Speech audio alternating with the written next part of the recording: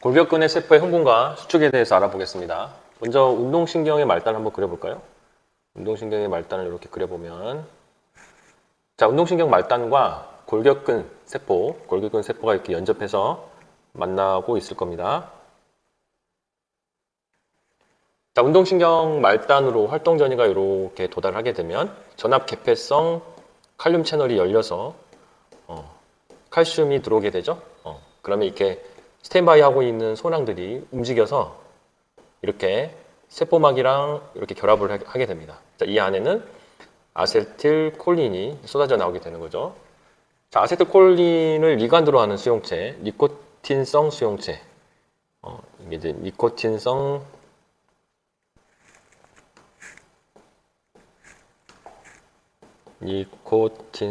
수용체.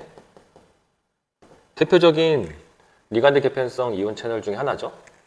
여기에서 이렇게 아세틸콜린이 이렇게 이제 결합을 하게 되면,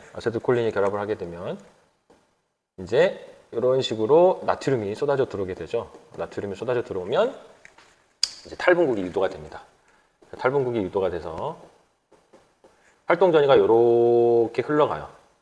활동 전이가 올라가는데 이 모양 자체가 T처럼 생겼죠. 이걸 T관이라고 합니다. T관이라고 하는데 T관을 따라서 활동 전이가 이렇게 이제 지나가면 이 T관 안쪽에 뭐가 박혀 있냐면 디하이드로피리딘 리셉터라는 단백질이 T관에 박혀 있어요. 그러면 이 활동 전이가 이렇게 따라 흘러가면, 즉 막전이가 변하면 THPR의 구조도 변하게 됩니다. 구조도 변하게 되고, 자, 근데 이 THPR은 이제 여기가 근세포죠. 이게 근소포체고, 이게 이제 근세포질이 되겠죠. 세포질입니다. 세포질이고, 이게 이제 세포막이죠. 세포막이에요. 자, 여기 보면 근소포체에는 채널이 존재하는데요. 칼슘 채널이 존재해요. 이게 이제 칼슘 채널인데, 이게 RYR이라고 해서 리노다인이라고도 부릅니다. 이런 칼슘 채널이 존재하는데, 이 칼슘 채널은 DHPR과 이렇게 물리적으로 연결되어 있어요. 그래서 물리적으로 연결되어 있기 때문에 이 활동 전이가 흘러오면은 이 DHPR의 구조가 변해서 RYR 이 채널이 오픈되죠. 열려버려요. 이렇게 열려버리면 근소포체 안에 있는 다량의 칼슘이 이렇게 근세포질로 쏟아져 들어오게 되는 거죠.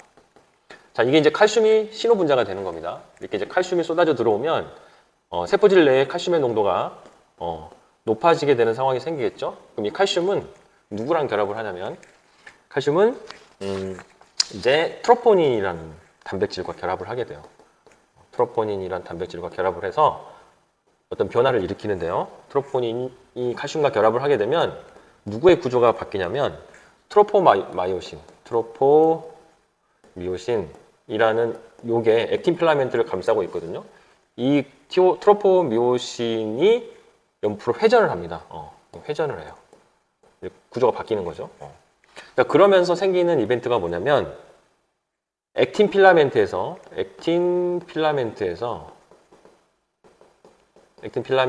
마이오신 머리가 결합하는 부위가 있을 거 아니에요?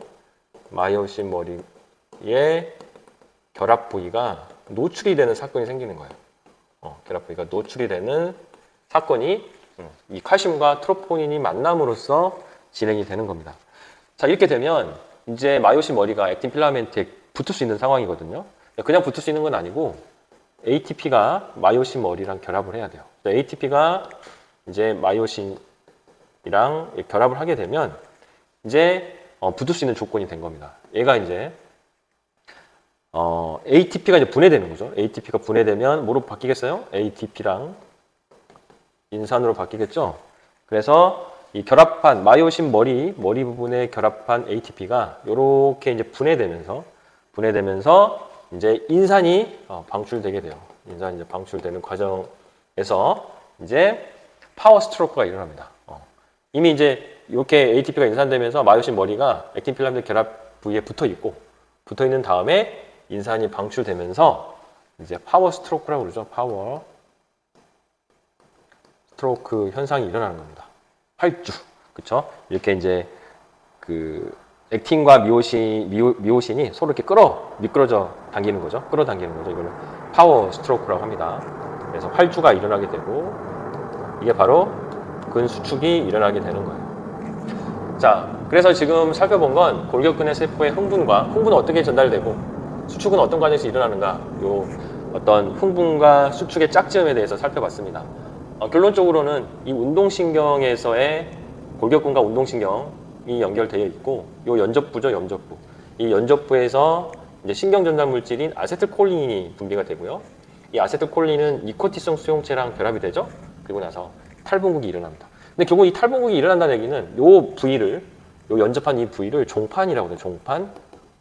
종판 전이가 결국은 역치 전이를 넘었기 때문에 탈분국이 유도되는 거죠. 탈분국이 유도돼서 여기서 활동전이가 생기고, 활동전이가 T관을 따라서 흘러가면서 DHPR의 어떤 구조 변화를 일으키면서 근소포체랑 연결되어 있는, 즉 물리적으로 연결되어 있는 칼슘 채널인 니오다인 채널을 열면서 근세포질 안에다가 다량의 칼슘을 이제 쏟아붓는 거죠.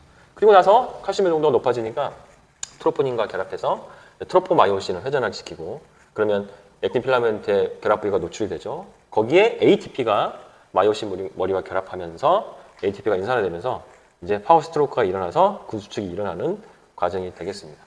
자, 결론적으로는 이제 이 칼슘이 신호 전달에 중요한 역할을 하죠. 그럼 이제 근수축이 이제 더 이상 일어나지 않도록, 이완되도록, 즉 마이오신 머리가 액틴 필라멘트와 결합되지 않고 파워 스트로크가 일어나지 않으려면 칼슘이 제거돼야 되거든요. 칼슘이 제거되는 방법은 이제 여기 보면 근소포체 막에 칼슘 ATP 아제, 칼슘 ATP 아제, 펌프죠, 펌프. 칼슘을 펌핑하는 펌프예요. 그래서 칼슘 ATP 아제외에서 레드로 바꿔봅시다. 아제외에서 이 칼슘이 근소포체 안으로 들어오게 됩니다. 그러면 어떤 현상이 일어날까요? 들어오면, 그쵸. 근세포질 세포질에 있는 칼슘의 농도가 낮아지게 되는 현상이 생기겠죠. 그쵸. 그래서 칼슘을 근세포질로부터 근세포체로 계속 수정해서 여기는 ATP를 사용합니다. 능동수송이죠. 그래서 칼슘을 집어넣으면 이제 근수축이 종결되는 거죠. 이렇게.